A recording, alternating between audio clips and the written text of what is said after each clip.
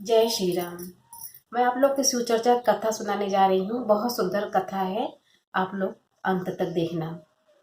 एक राजा थे और रानी एक थी।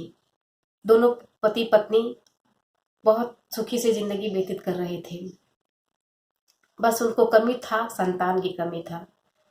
फिर भी वो भगवान से मांगते नहीं थे कभी।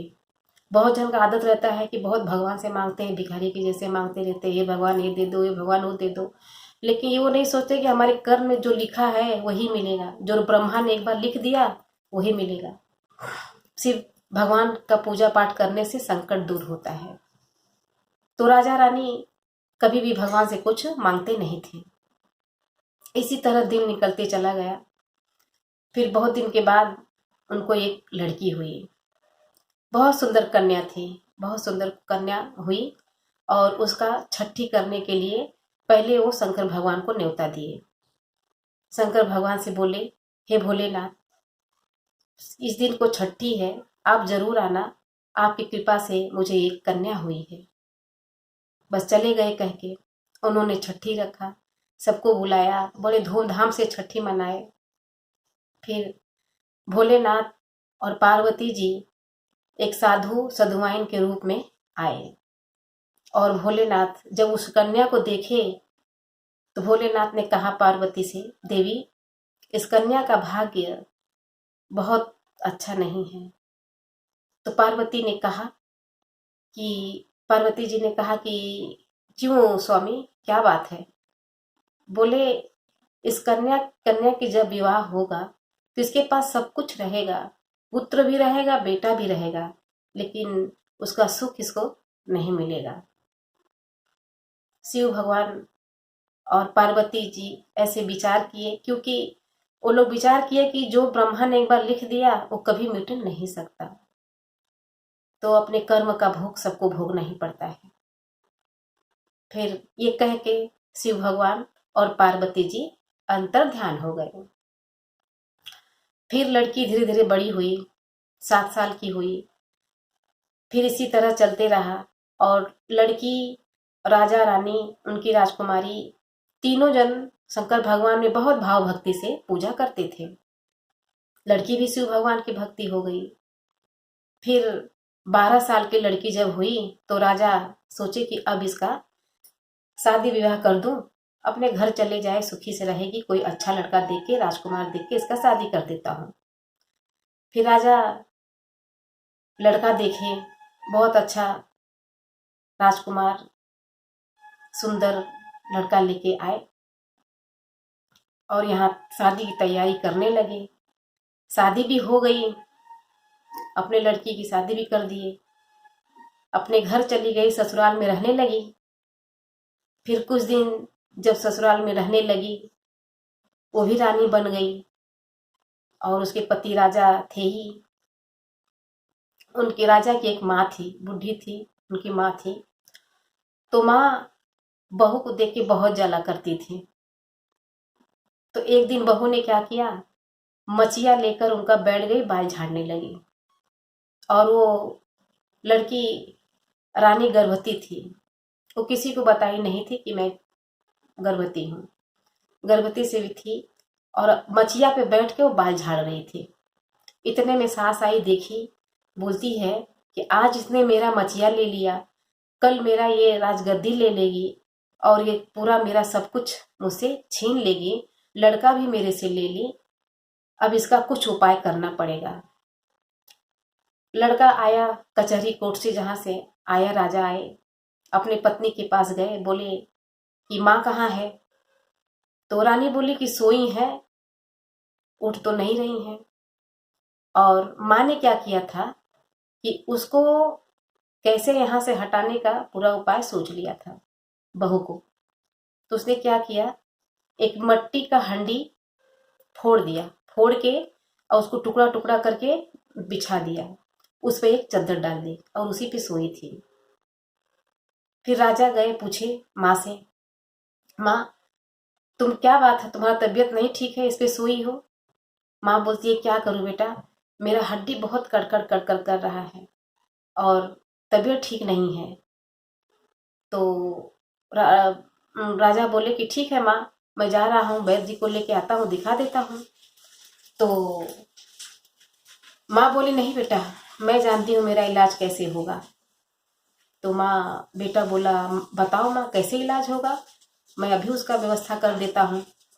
तो माँ बोली बेटा जो मैं कहूँ ये तू करेगा। राजा बोले हाँ क्यों नहीं करूँगा, माँ का कहना भला कोई टाल सकता है, सोच ले बेटा।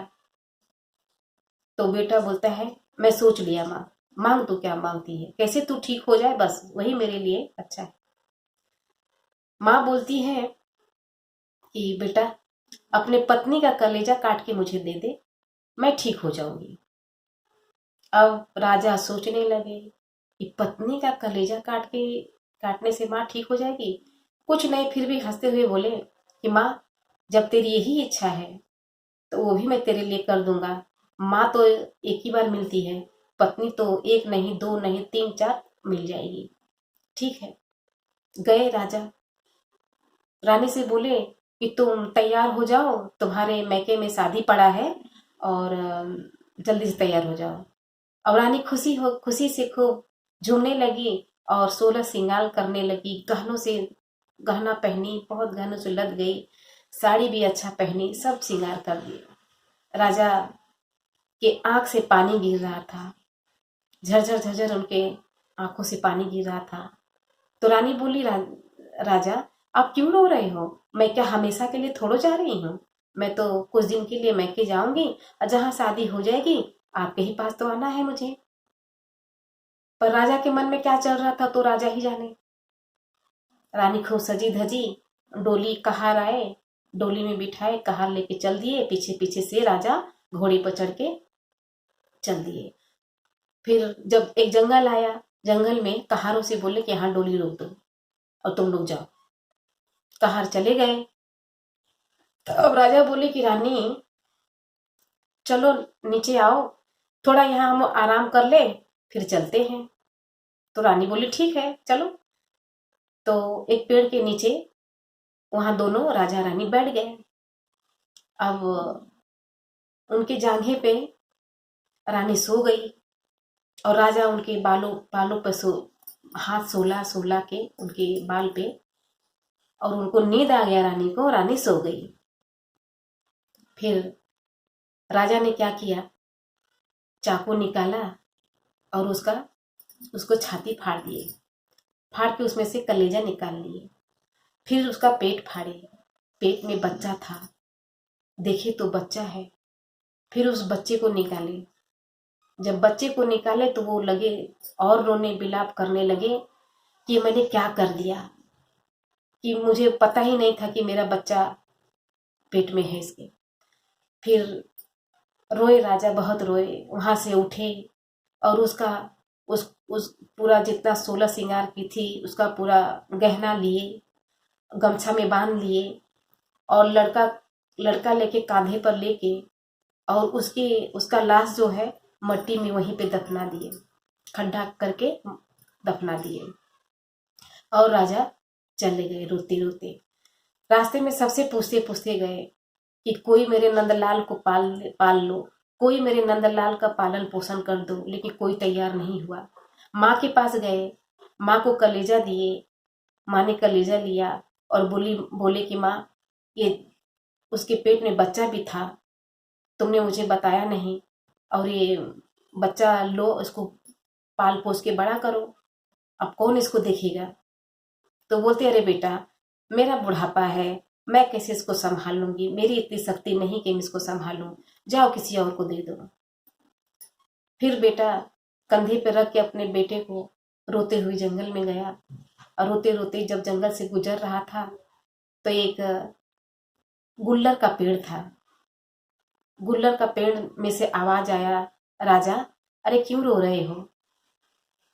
तो राजा बोले सब सारी बात बताए उसको, अपना दुख सारी बताए। तो गुल्लर देवी कहीं एक काम करो, ये आपका बेटा जो है इस गुल्लर के फल में टांग दो और मैं इसका देखभाल करूंगी, और इसका देखने का मोल क्या दोगे मुझे। तो पूरा जो रानी का गहना था सब उस डाल पे डाल दिए। बोली जाओ, ठीक 12 साल के बाद आना, अपना बेटा लेके जाना। राजा घर चले गए। फिर 12 साल के बाद राजा आए। और जैसे ही राजा आए गुल्लर के पेड़ के नीचे, और गुल्लरी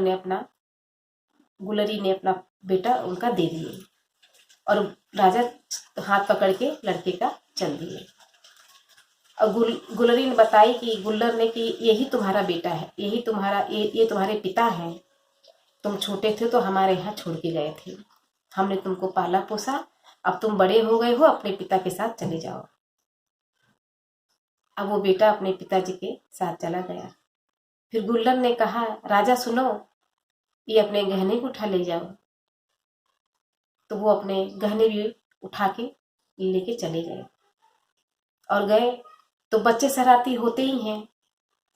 अपना गुल्ली डंडा बच्चों लोग के साथ में खेल रहा था। सब पूछ रहे थे तेरी माँ किधर है, तुम्हारी माँ नहीं है, सब पूछ रहे हैं। तो लड़के ने आके राजा से पूछा कि पिताजी, मेरी माँ नहीं है, मेरी माँ कहाँ है, मुझे बताओ।